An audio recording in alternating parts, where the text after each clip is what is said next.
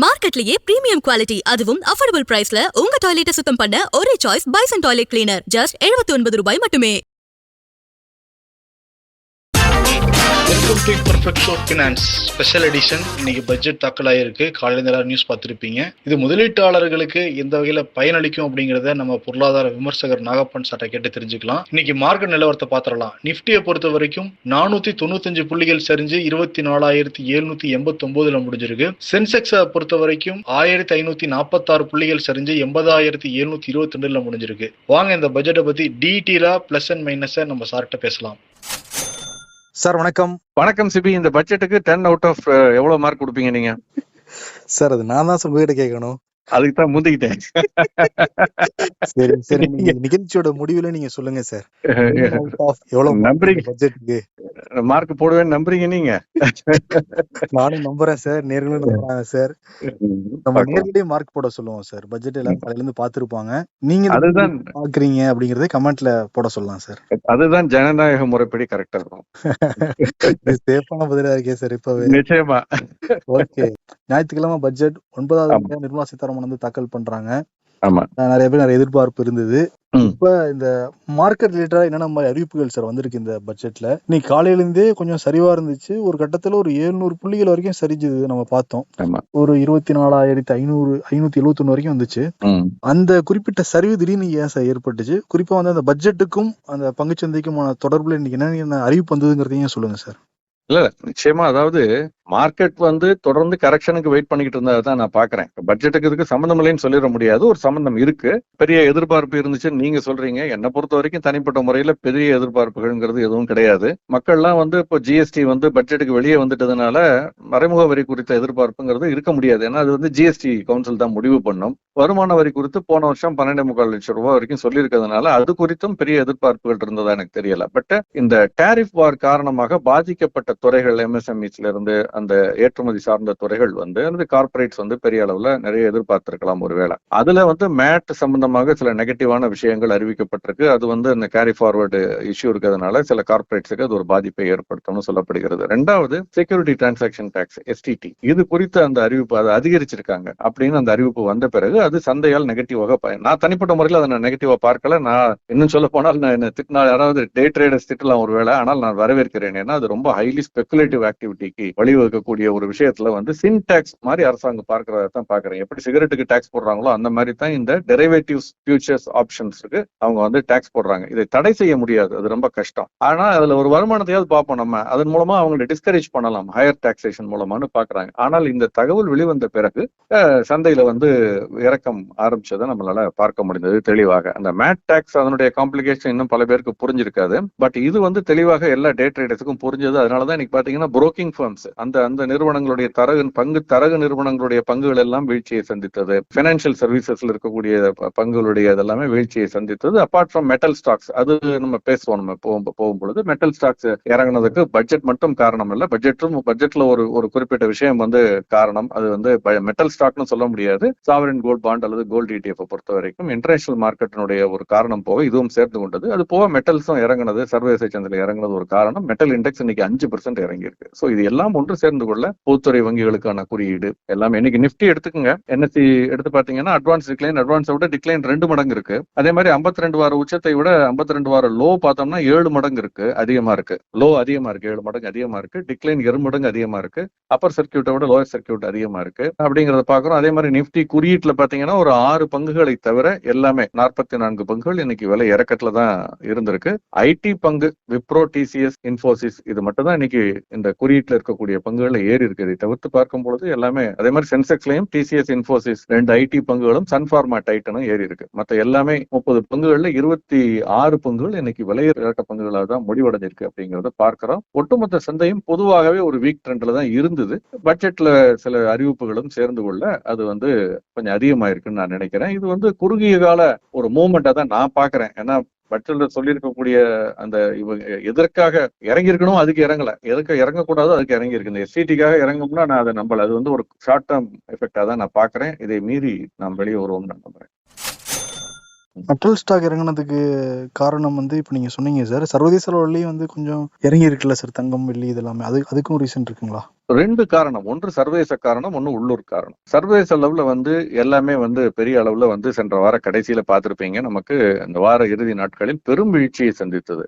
வெள்ளி வந்து 27% வீழ்ச்சியை சந்தித்தது. ஒரே நாள்ல $31, $115 $120 இருந்தது, $85 கீழே வந்துருச்சு ஒரே நாள்ல ஒரு அவுன்ஸுக்கு. அதே மாதிரி தங்கம் 10% கிட்ட வீழ்ச்சியை சந்தித்தது. கடைசி நாள் வார கடைசியில வணிகத்தின் போது கிட்டத்தட்ட $500 இறங்கியது, $4890 கீழே வந்துருச்சு. சோ இது ரெண்டுமே பெரும் வீழ்ச்சியை சந்தித்தது. காப்பர் கிட்டத்தட்ட 5% வீழ்ச்சியை சந்தித்தது, $2.92 அப்படின்னு பார்த்தோம். அது மாதிரி ஸ்டீல் கூட இறக்கத்துல இருந்தது. பிரெண்ட் குரூடு அண்ட் குரூடு கூட ஒரு சின்ன இறக்கத்துல, பெரிய அளவுல இந்த அளவுக்கு இல்லைனாலும் ஒரு சிறிய இறக்கத்துல இருந்தது. சோ ஒட்டுமொத்தமாக கமாடிட்டி சந்தை சர்வதேச சந்தையில் இறங்கு முகத்தில் இருந்ததோடு கிரிப்டோ மார்க்கெட்டும் பெரிய வீழ்ச்சியை சந்தித்தது. பிட்காயின்லாம் 78,500 கீழே வந்துருச்சு. இந்த கடந்த ஓரிரு நாட்கள்ல மட்டும் ஒரு 90,000 மேல இருந்தது. இந்த வார துவக்கத்துல 10,000 $11,000 கீழே வந்திருக்கு. சோ எல்லாமே இறங்கிருக்கு அப்படிங்கறத நம்ம சர்வதேச சந்தையில பார்த்தோம், கமாடிட்டிஸை பொறுத்த வரைக்கும். ஆனால் இங்க உள்ளூர் சந்தையில அதனால அதனுடைய தாக்கத்தை நாம் வந்து பார்க்க முடிந்தது. எம்சிஎக்ஸ்ல வந்து வெள்ளி என்றே பார்த்தோம் வீழ்ச்சி இருந்தது. இன்னைக்கு கூட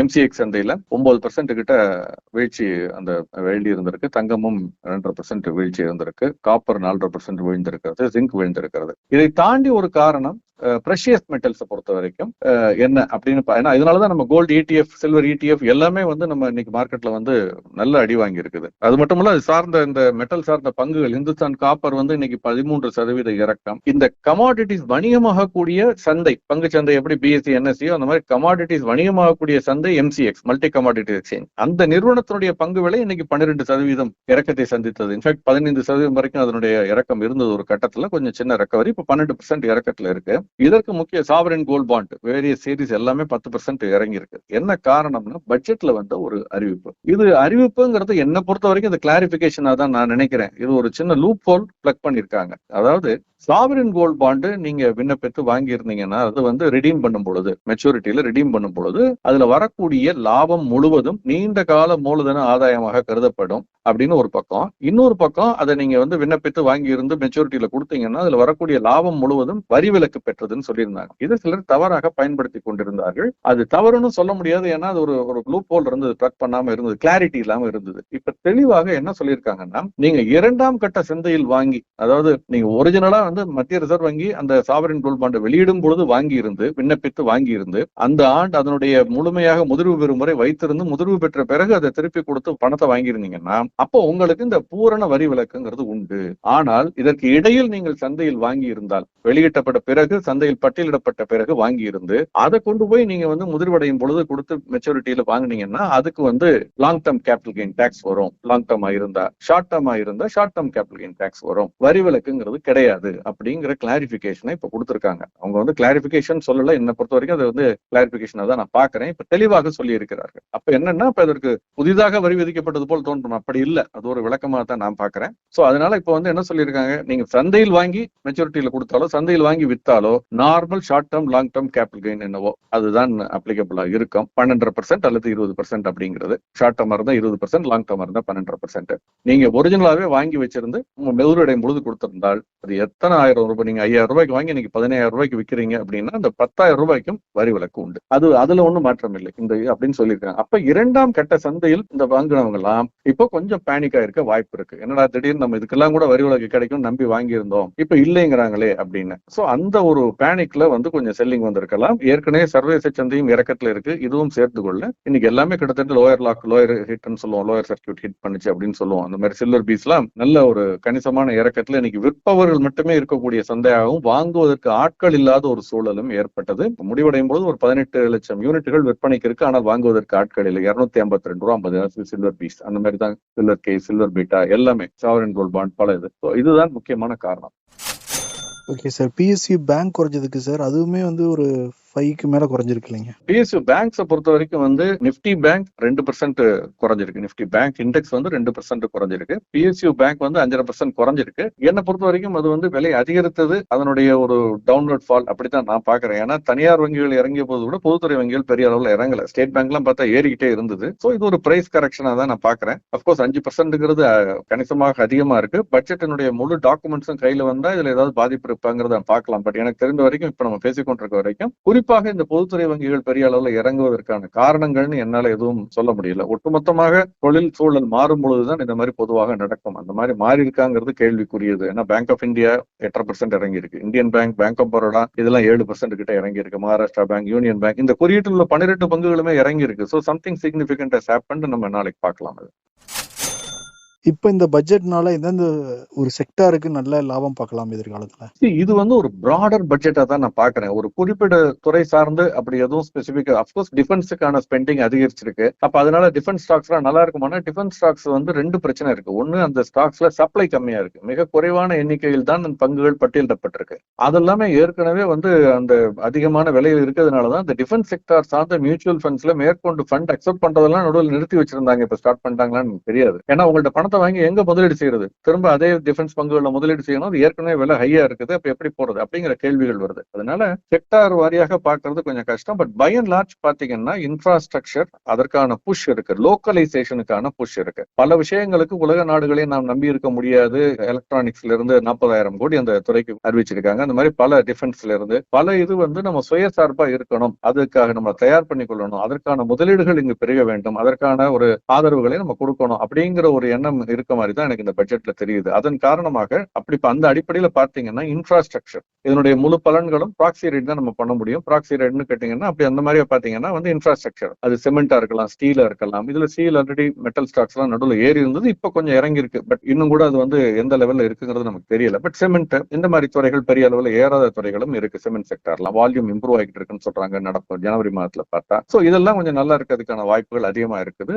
இது தவிர அடுத்து வரக்கூடிய இந்த ஒரு வாரத்துல இதே போக்கு தொடருமானால், பங்குச்சந்தையினுடைய போக்கு இப்படியே தொடருமானால், இறங்கும் முகம் தொடருமானால், pockets of valuation will emerge. நிறைய வாங்குவதற்கான முதலீடு செய்வதற்கான வாய்ப்புகள் பொதுத்துறை வங்கியா இருக்கட்டும், தனியார் துறை வங்கிகளாக இருக்கட்டும், அல்லது இந்த மாதிரி உலகத்துறை பங்குகளா இருக்கட்டும். நம்ம மெட்டல் இண்டெக்ஸை பத்தி போன வாரம் பேசும்பொழுது 12.5 ரூபாய் கிட்ட இருந்தது. இன்னைக்கு அது 11 ரூபாய் 40 காசுக்கு வந்திருக்கு. 10% 9% இறங்கி இருக்கு. இன்னும் கூட இறங்குவதற்கு வாய்ப்புகள் இருக்குது. இறங்கலாம். அந்த மாதிரிலாம் இறங்குனுச்சுன்னா இந்த மாதிரி பல துறைகளில் நமக்கு விட்டதை நம்ம திரும்ப வந்து தவற விட்ட வாய்ப்புகளை மீண்டும் பிடிப்பதற்கான வாய்ப்புகளை பங்குச்சந்தை கொடுக்கும்னு நான் நினைக்கிறேன். அப்படித்தான் நான் இதை பாக்குறேன்.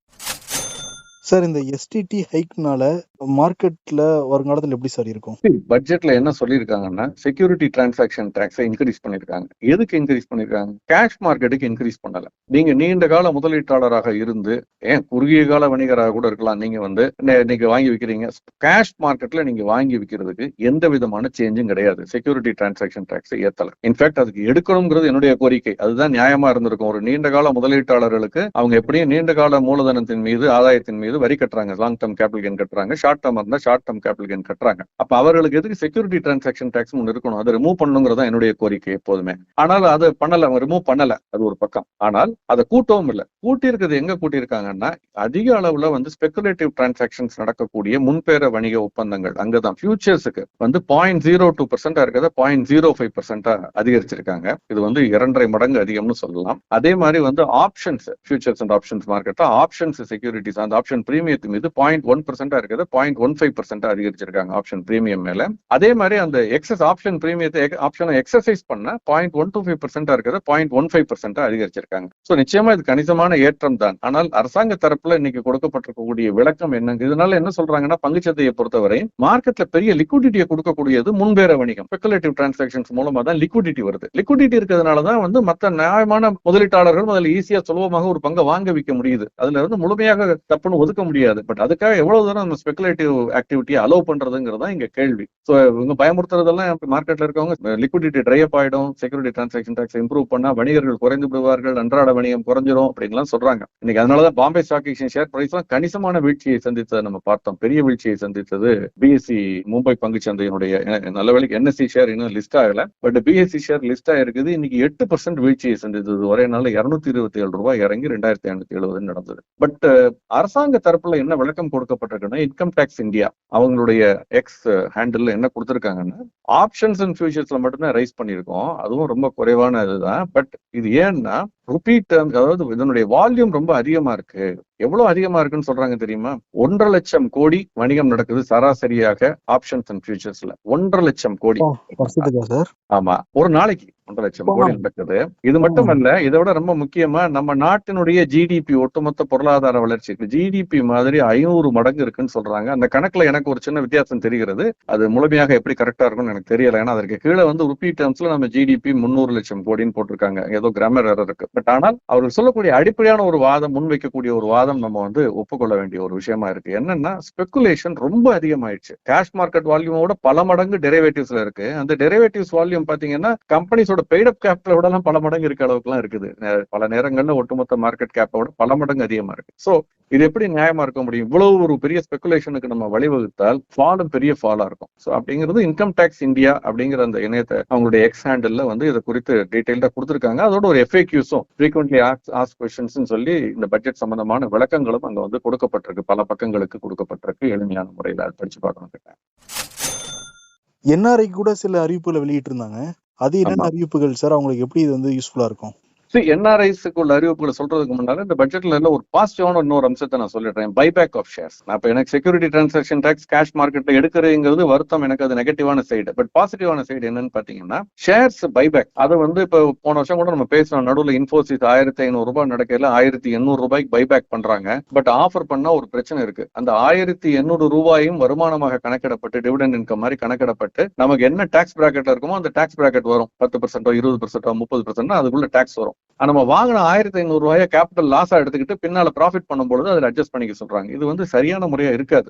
அரசு ஏன் இதை கொண்டு வந்ததுன்னா, ப்ரொமோட்டர்ஸ் நிறைய பேர் இந்த பைபேக் ரூட்டை தவறாக பயன்படுத்தி லாபம் அடைகிறார்கள் அப்படின்னு ப்ரொமோட்டர்ஸ்க்கு எகென்ஸ்டா தான் அதை கொண்டு வந்தாங்க. பட் இதுல சிறு முதலீட்டாளர்களும் பெரிய அளவுல பாதிக்கப்பட்டார்கள். அதை உணர்ந்து ஒரு பல முறை கோரிக்கை வைக்கப்பட்டதுனாலாம் கூட நிறைய இடத்துல பேசியிருக்கேன் இதை பத்தி. இப்ப இன்னைக்கு என்ன சொல்லியிருக்காங்கன்னா, வந்து இந்த ப்ரொமோட்டர் அல்லாத மற்ற முதலீட்டாளர்கள் அந்த பைபேக்ல ஷேர் ஆஃபர் பண்ணும் பொழுது அதில் வரக்கூடிய லாபம்ங்கிறது கேபிட்டல் கெயினாக கருதப்பட்டு அதற்கு குறைவான வருமான வரி விதிக்கப்படும். டிவிடெண்ட் இன்கம் மாதிரி ரெகுலர் இன்கம் டாக்ஸ் வராது. சிறப்பு சலுகை பெற்ற அந்த வரும், அதாவது ஷார்ட் டேர்ம் இருந்தா 20%, லாங் டேர்ம் இருந்தா 12%, அதுவும் அந்த 1.5 லட்சம் ரூபாய் இன்கம்குள்ள வந்துடும். சோ கேபிட்டல் கெயின் அதுக்குள்ள இருந்ததுன்னா டாக்ஸ் வராது. 1.5 லட்சம் ரூபாய்க்கு ஆண்டுக்கு 1.5 லட்சம் ரூபாய்க்குள்ள லாபம் இருந்தால் வராது. இதுதான் முன்னால் அப்படித்தான் இருந்துச்சு. அது மாதிரி திரும்ப இப்ப கேபிட்டல் கெயினா ட்ரீட் பண்ணப்படும், டிவிடெண்ட் இன்கமா ட்ரீட் பண்ணப்படாதுன்னு சொல்லியிருக்காங்க. அதே சமயத்துல இதை ப்ரொமோட்டர் தவறா பயன்படுத்தி ஆதாயம் அடையக்கூடாதுங்கிறதுனால இது வந்து நார்மலா நம்மள மாதிரி ஆட்களுக்கு மட்டும்தான். ப்ரொமோட்டர்ஸுக்கு வந்து 30% அப்படின்னு சொல்லியிருக்காங்க. அந்த லைபிலிட்டி பைபேக்ல வரக்கூடிய அந்த கெயின்ஸுக்கு வந்து 30% அப்படின்னு சொல்லியிருக்காங்க.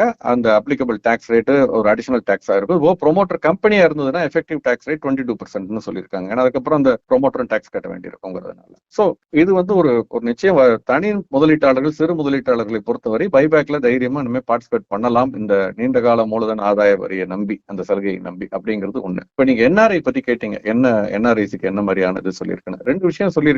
ஒன்று சந்தைக்கு சாதகமானதுன்னு நான் நினைக்கிறேன், முதலீட்டாளர்களுக்கு சாதகமானதா இல்லையோ. பர்சன்ஸ் ரெசிடென்ட்ஸ் அவுட் சைட் இந்தியான்னு இருக்கு, PROI கேட்டகரி இருக்கு. This includes NRI also. Okay, 182 நாட்களுக்கு மேல் இருப்பவர்கள் அப்படின்னு ஒரு கேட்டகரி. அந்த கேட்டகரியில பார்க்கும் பொழுது இந்த persons residents outside India வந்து இப்போ வந்து மத்திய ரிசர்வ் வங்கி அனுமதி பெற்ற போர்ட்போலியோ இன்வெஸ்ட்மெண்ட் ஸ்கீம் மூலமாகவும் முதலீடு செய்யலாம். அப்படி செய்யும் பொழுது அந்த லிமிட் வந்து 5%, ஒரு கம்பெனியினுடைய பெய்ட் அப் கேபிட்டல்ல 5% வரைக்கும் தான் இன்வெஸ்ட் பண்ணலாம்னு இருந்தது, முதலீடு பண்ணலாம்னு இது வரைக்கும். அதை 10% அதிகரிச்சிருக்காங்க, 2 மடங்காக அதிகரிச்சிருக்காங்க. பங்கு சந்தையில் பட்டியலிடப்பட்டிருக்கக்கூடிய நிறுவனங்கள்ல 5% தான் அந்த கம்பெனியுடைய மொத்த மூலதனத்துல முதலீடு செய்ய முடியுங்கிறது இப்ப 10% அதிகரிச்சிருக்காங்க. அதே மாதிரி எல்லா தனி முதலீட்டாளர்களும், இண்டிவிஜுவல் NRIs, அது இந்த % ஆஃப் PROI சொல்லக்கூடிய persons residents outside India, இந்த இண்டிவிஜுவல்ஸ் எல்லாம் சேர்த்து செய்யக்கூடிய முதலீடுங்கிறது ஒரு நிறுவனத்துல அதனுடைய பெய்ட் அப் கேபிட்டல்ல 10% இருந்துச்சு, அதை 24% மாத்திருக்காங்க. அதாவது ஒரு தனிநபர் 5% அதிகரிச்சிருக்கு, 5 10 இருக்கு. அந்த மாதிரி இன்வெஸ்ட் பண்றவங்க ஒட்டுமொத்த முதலீடு 10% லிமிட் இருந்தது, இப்ப 24% அதிகரிக்கப்பட்டிருக்கிறது. இது ஆக்சுவலா பங்குச்சந்தையை பொறுத்த வரைக்கும் இது வந்து நீண்ட கால அடிப்படையில் பார்க்கும்போது ஒரு சாதகமான ஒரு விஷயம் தான் நினைக்கிறேன். நிறைய முதலீடுகளை உள்ளே கொண்டு வரக்கூடியது. அப்கோர்ஸ் டாலர் இப்போ ரொம்ப இந்திய ரூபாய் வீக்கன் ஆகிட்டு இருக்கக்கூடிய சிச்சுவேஷன்ல எவ்வளவு தூரம் இப்போதைக்கு இது சாத்தியம்னு தெரியல. பட் நிச்சயமா நீண்ட கால அடிப்படையில் இது ஒரு நல்ல விஷயம். ரெண்டாவது, NRIஸ்க்கு என்ன பண்ணிருக்காங்க, நான் ரெசிடென்ட் இந்தியன்ஸுக்குன்னா, அவங்க ப்ராப்பர்ட்டியை விற்கும் பொழுது இந்த டாக்ஸ் டிடக்டட் சோர்ஸ் இருக்கு, அந்த வரக்கூடிய லாபத்திற்கு டாக்ஸ் அதை வந்து டிடக்ட் பண்ணணும். அதுக்கு வந்து அவங்க TAN அப்படின்னு ஒன்று வாங்கணும், டாக்ஸ் டிடக்ஷன் அண்ட் அக்கௌண்டிங் நம்பர்னு சொல்லி டேன்னு சொல்லுவாங்க. இந்த டேன் ஒண்ணு வாங்கணும். அந்த டேன் இப்போ வந்து அது பெரிய ப்ராசஸ். அதுக்கு ஒரு மாசம் ஆகும், டிலே ஆகும். உங்க ப்ராடக்ட் எல்லாம் பிரைஸ் விலை ஃபிக்ஸ் பண்ணி விற்கிறதுக்கு வந்து டேன் இல்லையா அப்படிம்பாங்க. இப்படி ஸ்டன் ஆகி போய் நிக்கணும், திரும்ப டிக்கெட் எடுத்துட்டு போயிட்டு வந்துட்டு இருக்கணும், சரியான கைடன்ஸ் இல்லைன்னா. இப்ப என்ன சொல்லிட்டாங்கன்னா, பையர் யாரோ அவருடைய பேன் பேஸ்டு செலானை வச்சு கட்டி முடிச்சுட்டா போறதுக்காக போய் டேன் அப்ளை பண்ணி விண்ணப்பிச்சு ரெஜிஸ்டர் பண்ணி டேன் எல்லாம் வாங்கிட்டு இருக்க வேண்டாம். இந்த ப்ராசஸ் இது ஈஸ் ஆஃப் டூயிங் பிசினஸ். அந்த அடிப்படையில் இது சொல்லியிருக்காங்க. இந்த 2 விஷயங்கள் என்ஆர்ஐஸை பொறுத்த வரைக்கும் சொல்லியிருக்கதா நான் பாக்குறேன். இது போல இன்னொரு விஷயம், அதாவது தாற்கால் திடீர்னு என்ஆர்ஐயா இருந்து இப்ப ரீலோகேட் ஆகுறாங்க. இந்த எம்ப்ளாயி டெக் ஐடி துறையில பண்றவங்க அந்த மாதிரி சில பேர் இருக்காங்க. அவங்க வந்து ஒரு டிரான்சிஷன் ஃபேஸ் இருக்கும். அந்த டயத்துல சில சமயம் வெளிநாட்டில் செய்த முதலீடுகள் அல்லது இந்த இதெல்லாம் வந்து தெரிவிக்கிறதா இல்லையா, தெரிவிக்கணுமா, எப்ப தெரிவிக்கணும், இந்த மாதிரி பிரச்சனைகள் சில சமயம் விடுபட்டு போயிருக்கும். நிறைய பேர் கன்ஃபியூஷன் இருக்கு. ஆடிட்டர் வச்சுக்க முடியாது, ரொம்ப நடுத்தட்டு மக்கள், கீழ் நடுத்தட்டு மக்கள், சில சமயம் சரியான கைடன்ஸ் இல்லாம. இப்ப அதுக்கு ஒரு அம்னசிட்டி ஸ்கீம் மாதிரி, கிட்டத்தட்ட அம்னசிட்டி ஸ்கீம் மாதிரி அது சொல்லிருக்காங்க. அந்த அன்டிஸ்க்ளோஸ் இன்கம், அந்த அன்டிஸ்க்ளோஸ் அசெட் விடுபட்டு போயிருந்தா அதை நீங்க சொல்லலாம்னு சொல்லியிருக்காங்க. அது subject to certain limit 1 crore 2 கேட்டகரியா பிரிக்கிறாங்க. நீங்க டிஸ்க்ளோஸ் பண்ணாம இருந்தா எப்படி, டிஸ்க்ளோஸ் பண்ணிட்டு அதுக்கு டாக்ஸ் கட்டி இருக்குது, பட் டிக்ளேர் பண்ணாம இருந்தா எப்படி, அந்த மாதிரி சில அது பிரிச்சு அதுக்கு தகுந்த மாதிரியான சில சலுகைகள் கொடுத்திருக்காங்க. அது 1 டைம் அம்னசிட்டி ஸ்கீம் மாதிரி கொடுத்திருக்காங்க. அதுவுமே கொஞ்சம் ஓரளவு பிராக்டிகல் டிஃபிகல்டிஸை புரிந்து கொண்டு செய்திருப்பதாக நான் பாக்குறேன்.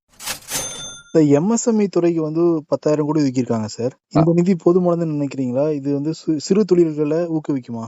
இந்த 10,000 கோடி கடைசியா எப்படி ஒதுக்கப்பட போகிறது, எப்படி ஒரு கையில் போய் சேரப்போகுதுங்கிறத பொறுத்து தான் இருக்கு. இப்படித்தான் இந்த கடன் வாங்கலாம், கோவிட் டயத்துல ஒரு குறிப்பிட்ட அமௌண்ட் கடன் வாங்கலாம், அந்த கடனை வந்து முடித்தால் கட்டுங்க, முடியலன்னா அரசாங்கம் பாத்துக்குங்கிற மாதிரிலாம் சொன்னது. எவ்வளவு தூரம் அது எஃபெக்டிவா இருந்தது? சில இடத்துல இருந்தது, சில இடத்துல இல்ல, மிக்சடா தான் இருக்கு. நான் அதுக்குள்ள போக விரும்பல. பட் ஆனால் வேறொரு விஷயம் செய்திருக்கிறார்கள். ட்ரெட்ஸ் அப்படின்னு சொல்லி பிளாட்ஃபார்ம் இருக்கு. அது என்னன்னா இந்த டிரான்சாக்ஷன் செட்டில்மெண்ட் பிளாட்ஃபார்ம். எம்எஸ்எம்இஸ் வந்து நிறுவனத்திற்கு பொருட்களை விற்கும் பொழுது பில்ல ரைஸ் பண்ணுவாங்க. அந்த பில்லுக்கு பேமெண்ட் வர்றதுக்கு சில சமயம் மாச கணக்கில் ஆகும். அது வரைக்கும் அவங்க ஒர்க்கிங் கேபிட்டல் தேவைப்படும். இது கிடையாது, ஜிஎஸ்டி வேற கட்டணும். அப்படிங்கும் பொழுது என்ன பண்றது? அப்ப இந்த ட்ரெட்ஸ் பிளாட்ஃபார்ம்ல போய் அந்த இன்வாய்ஸே விக்கிறது. அவர் கொஞ்சம் ராவா க்ரூடா சொல்றேன் உங்களுக்கு, அந்த இன்வாய்ஸே விக்கிறது. அது ஒருத்தர் வாங்குவாரு. அவர் வந்து 1 லட்சம் ரூபாய் இன்வாய்ஸ்னா ஒரு 96,000 98,000 நம்ம கொடுப்பாரு. ஒரு 2,000 ரூபாயோ 1,000 ரூபாய் பிடித்துக்கிட்டு அவர் இந்த கம்பெனிட்ட இருந்து வாங்கிக்குவாரு. சோ ஒரு ட்ரைபார்ட்டிட் அக்ரிமெண்ட் மாதிரி இருக்கும். நம்ம எம்எஸ்எம்இ, அந்த ட்ரேடிங் பிளாட்ஃபார்ம், அந்த நம்ம பொருள் வாங்குற கம்பெனி 3 பேரும் தான் இது ஒப்பந்தத்தில் ஈடுபட்டிருப்போம். அந்த நம்ம பில்ல வாங்குற அவர் ஒருத்தர் இதுல பார்ட்டியா இருப்பாரு. அவருமே வந்து அந்த பில்ல கொண்டு போய் அந்த கம்பெனியை சப்மிட் பண்ணி வாங்கிக்குவாரு. அவருக்கு 1 லட்சமா கிடைக்கும்.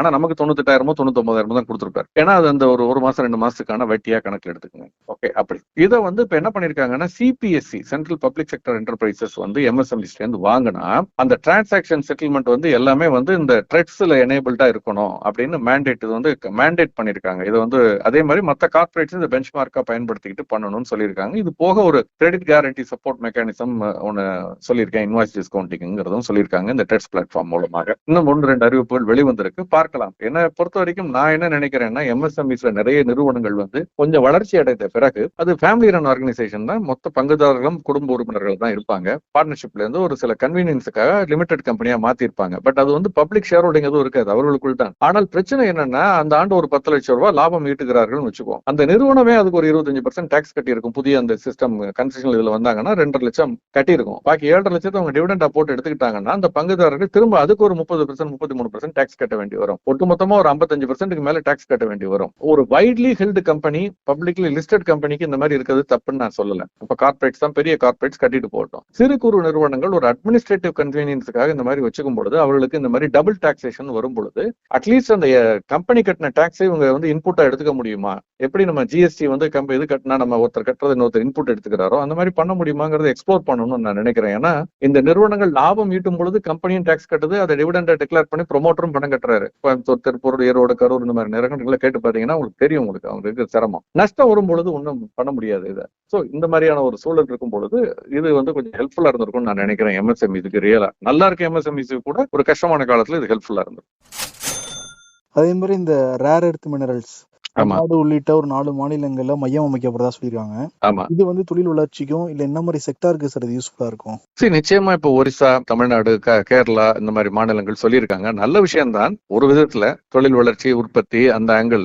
ஆனால் ஈகாலஜி, இந்த ரேர் எர்த் மினரல்ஸ் எல்லாம் வந்து பொதுவாக அதுல நிறைய பொல்யூஷன்ஸ் வர்றதுக்கான வாய்ப்பு இருக்குன்னு சொல்றாங்க. நான் அதுல எக்ஸ்பர்ட் கிடையாது, பட் நான் படித்த வரைக்கும் இதுல நிறைய வந்து பொல்யூஷன் வரும்னு சொல்றாங்க. சோ அதை எப்படி நம்ம ஆப்டிமைஸ் பண்ணி ஒரு 2க்கும் நடுவுல பேலன்ஸ் பண்ணி இதை ஹேண்டில் பண்றோங்கிறது மாநில மத்திய அரசுகள் உட்கார்ந்து அந்த எந்த ஊர்ல எடுக்க போறோமோ அந்த ஊர் மக்களோடு அதை கலந்து ஆலோசித்து அதனுடைய பாதிப்பு அதனுடைய தாக்கம் உண்மையா அப்படி இருக்கும்னா எவ்வளவு தூரம் இருக்கும், அதை தாங்க முடியுமா இல்ல வேண்டாமா அப்படிங்கிற காலை எடுத்துட்டு இதை பண்ணணும். நான் வந்து நெகட்டிவாவே சொல்லல, நம்ம பண்ணணுங்கிறது தான் நான் நினைக்கிறது. அது வரணும், அது நமக்கு ஒரு பெரிய அசெட்டா இருக்கும், நமக்கு வந்து அதுல நிறைய வருமானம் வரும். அதை வந்து இல்லீகலா யாராவது மைண்ட் பண்ணி எப்படியாவது வித்துக்கிட்டு இருக்கிறத விட நம்ம வந்து லீகலா அதை வந்து சட்டத்துக்கு திட்டங்களுக்கு உட்பட்டு முறையான பாதுகாப்புகளோடு அப்படி பண்றதுங்கிறது நல்லதுதான். பட் அதை வந்து அந்த மக்களுடைய ஒப்புதலோடு கலந்து ஆலோசித்து செய்யணும்னு நான் நினைக்கிறேன். பார்க்கலாம் எப்படி போகுது. அதே மாதிரி மத்திய அரசு அந்த கடன் வாங்குற அளவையுமே 16 லட்சம் கோடி அளவுக்கு நிர்ணயிச்சிருக்காங்க. நிதி பற்றாக்குறைய 4.5 இருந்து 4.3 வந்து குறைக்க போறோங்கிற மாதிரி சொல்லியிருக்காங்க. இது வந்து நம்ம இன்ஃப்ளேஷனை கட்டுப்படுத்துமா சார்? பட்ஜெட்டரி டெபிசிட் தொடர்ந்து குறையணும். இது 2008-09 பேசுனது என்னன்னா அந்த காலகட்டங்களிலே அது 0 இருக்கணும், ஆகல. அப்புறம் அப்படியே மெல்ல மெல்ல இன்க்ரீஸ் ஆயிட்டே வந்து 6% எல்லாம் போனுச்சு 2-3 ஆண்டுகளுக்கு முன்பு. அங்கிருந்து இப்ப 4.3ங்கிறது நிச்சயமா குறைச்சிருக்காங்க. அந்த வரைக்கும் நல்ல விஷயம். பட் நமக்கு வந்து பிரைமரி டெபிசிட் முதல்ல குறையணும், ரெவென்யூ டெபிசிட் 0 ஆகணும். அது ரொம்ப முக்கியம். பிசிக்கல் டெபிசிட் இருக்கலாம், அது பிரச்சனை இல்ல. அது வந்து நம்ம ஒரு நாட்டினுடைய வளர்ச்சி நாடு, வளர்ச்சிக்கு தேவையான ஒரு இன்ஃப்ராஸ்ட்ரக்சர்ல இன்வெஸ்ட் பண்றோம், அதுக்கு கடன் வாங்குறோம். அந்த கடனை அந்த இன்ஃப்ராஸ்ட்ரக்சர் டெவலப்மெண்ட் ஆகும் பொழுது அதுல வரக்கூடிய வருமானத்துல நம்ம சரி செஞ்சிடலாம். பட் இந்த ரெவென்யூ டெபிசிட்ங்கிறது என்னன்னா அன்றாட செலவுக்கே நம்ம கடன் வாங்கிட்டு இருக்கோம். இன்னைக்கு என்ன பண்றோம், 100 ரூபாயில 24 ரூபாய் கடன் வாங்குறோம். நம்ம வருமானம் 100 ரூபாய் வருதுன்னா 24 ரூபாய் கடன் வாங்குறோம். அந்த 24 ரூபாயை திருப்பி கடன் அடைக்கிறோமா இல்ல 20 ரூபாயில வட்டி அடைக்கிறதுக்கே நமக்கு செலவா போயிடுது. இது வந்து இன்டர்நெட்ல பல ஆண்டுகளாக பல அரசாங்கங்கள் பல கட்சிகள் தொடர்ந்து இந்த சூழல்ல மாட்டிக்கிட்டு முழிக்கிறாங்க. எப்படி வெளியே வர்றதுன்னு தெரியாம என்னைக்கு நம்ம வந்து இந்த வட்டியை முழுக்க கட்டி முடித்து கடன் அடைக்கிற லெவலுக்கு போறோங்கிறது எனக்கு தெரியல. சோ இது ஒரு விஷயம். இதற்கிடையில ஒரு விஷயம் சொல்லியிருக்காங்க, asset monetisation. Central public sector enterprises, மத்திய அரசுக்கு சொந்தமான இந்த பொதுத்துறை நிறுவனங்கள் மிகப்பெரிய அசெட்ஸ் நிறைய வச்சிருக்காங்க, லேண்ட் பேங்க்லாம் வச்சிருக்காங்க. இது வந்து நிறைய அண்டர் யூட்டிலைஸ்டா இருக்கு, நிறைய இடத்துல அன்யூட்டிலைஸ்டா இருக்கு. இதை மானிட்டைஸ் பண்ணணுங்கிறத அவங்க தொடர்ந்து பேசிக்கிட்டே வர்றாங்க. மக்களுக்கு சொந்தமானது மக்களுக்கு போய் சேரணும் அப்படிங்கிறது கரெக்டான எண்ணம் தான். பட் அது முறையாக செய்யப்படுதாங்கிறத பார்க்கணும். நம்ம வீடுகளில் கூட சொல்லுவாங்க, ஒரு சொத்தை வித்தா இன்னொரு சொத்து வாங்குப்பா அப்படிம்பாங்க. ஒரு சொத்தை வித்து கல்யாணம் பண்ணக்கூடாது, ஒரு சொத்தை வித்து நம்ம ஊதாரித்தனமா செலவு பண்ணக்கூடாது. ஒரு சொத்தை வித்தோம்னா கல்விக்கு செலவு பண்ணலாம், நம்ம குழந்தைகளோட கல்விக்கு. ஒரு சொத்தை வித்து இன்னொரு சொத்து வாங்கலாம், ஒரு வருமானம் வரக்கூடிய ஒரு முதலீடு செய்யலாம். ஆனா அதனால இந்த மாதிரியான ஒரு அசெட் மானிட்டைசேஷன் ப்ரோக்ராம் அப்ப அரசு மிக பொறுப்புணர்வோடு, நான் இதை நிச்சயமா வரவேற்கிறேன். ஆனால் அதே சமயத்துல சப்ஜெக்ட் டு கண்டிஷன் என்னன்னா, அதில் வரக்கூடிய ஆதாயம், அதில் வரக்கூடிய பணம் இவ்வளவு வந்துச்சு 10,000 கோடி. இந்த 10,000 கோடி மூலமா இந்த ஒரு திட்டத்தை உருவாக்கி இருக்கும், இந்த திட்டத்துக்கு செலவு பண்ணப்பட்டது அப்படிங்கிறத ஷோகேஸ் பண்ணி காமிக்கிற அளவுக்கு டிரான்ஸ்பரண்டா ஓப்பனா இருந்தால்தான் மக்களுக்கு இதன் மீது நம்பிக்கை வரும். இல்லைன்னா பயம்தான் வரும், சொத்தை வித்து என்ன பண்ண போறாங்களோ அப்படிங்கிற பயம் வரும். செய்வாங்கன்னு நம்ம நம்புவோம். சார், இந்த பொதுத்துறை நிறுவனங்களுடைய அந்த இடத்தை மானிட்டைஸ் பண்ணுவேன்னு சொல்லியிருக்காங்க. அது எப்படி சார் விற்க போறாங்களா சார்? அதாவது அசெட்ஸ்னு சொல்றாங்க.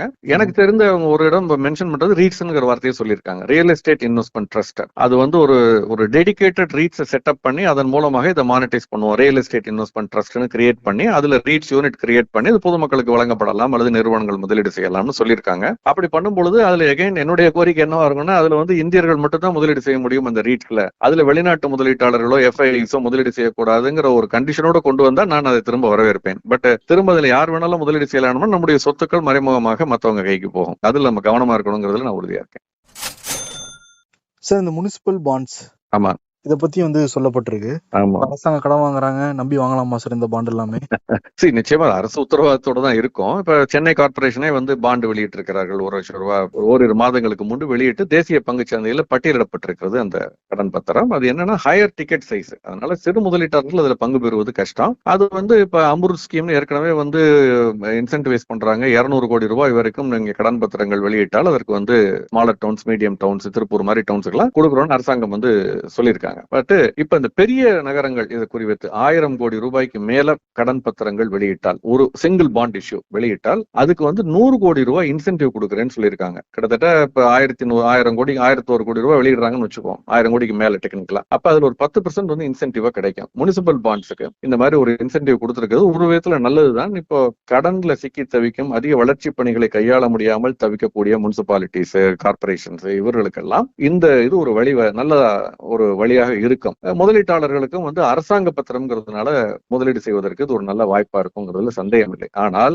அது ஒரு கடனை வந்து வாங்கிட்டே போறதுல அர்த்தம் இல்லை. அதை எப்படி திருப்பி கொடுக்க போகிறோம், என்ன மாதிரி கொடுக்க போகிறோம்ங்கிற திட்டங்களும் கையில இருக்கணும். எதற்கு கடன் வாங்குறோம்ங்கிறது இருக்கணும். வளர்ச்சி பணிகளுக்காக வாங்கும் பொழுது அதுல வந்து ஒரு ரெவென்யூ வந்துச்சுன்னா அதை திருப்பி கொடுத்துருவோம்ங்கிறதுக்கான வழிமுறைகளும் சொல்லப்பட வேண்டும்.